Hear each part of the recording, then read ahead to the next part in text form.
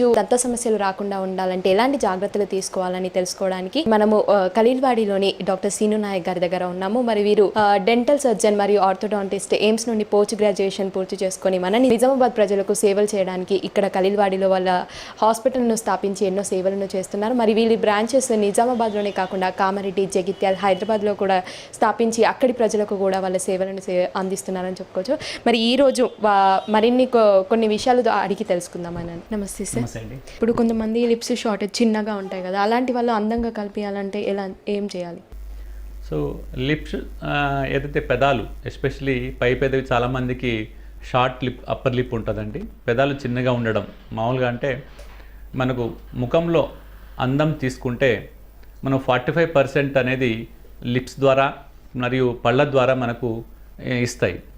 So అలా lips short ఉన్నాయి, పళ్ళు ఎత్తుగా లేకపోయినా కూడా పళ్ళు ఎత్తు కనిపిస్తున్నాయి అనుకుంటే షార్ట్ అప్పర్ లిప్ వల్ల, అంటే పై పెదవి చిన్నగా ఉండడం వల్ల మనకు ఇలాంటి ప్రాబ్లమ్స్ వస్తాయి.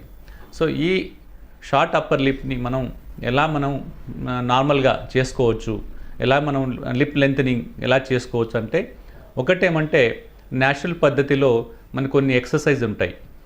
సో మనకు లిప్ ఎక్సర్సైజ్ ఉంటాయి, అంటే పిల్లలు గ్రోత్ ఉన్నప్పుడు, పెరుగుదల ఉన్నప్పుడు కొన్ని లిప్ ఎక్సర్సైజ్ ద్వారా కూడా మనం లిప్ నార్మల్గా వచ్చే పద్ధతి ఉంది.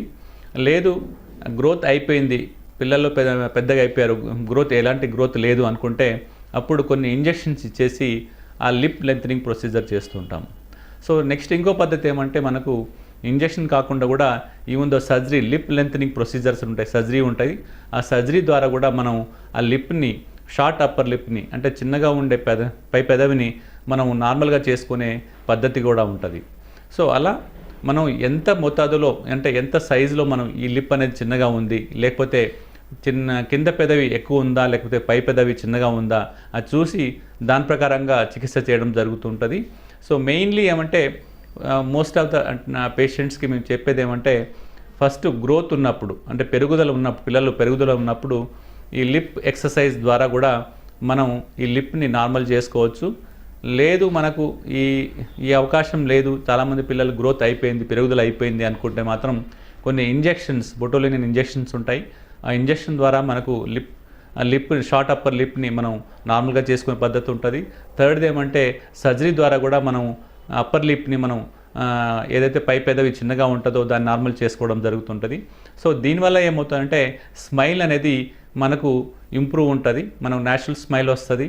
తర్వాత పళ్ళు ఎక్కువ ఎత్తుగా లేకపోయినా ఎత్తుగా కనిపించేటట్టు ఉంటాయి. కాబట్టి ఈ లిప్ లెంత్నింగ్ ప్రొసీజర్ ఉంటే పైన ఏదైతే ఈ పళ్ళు ఉంటాయో ఆ పళ్ళును కవర్ చేసుకుంటడం వల్ల మనకు ఈ స్మైల్ అనేది ఇంప్రూవ్మెంట్ జరుగుతుంటుంది.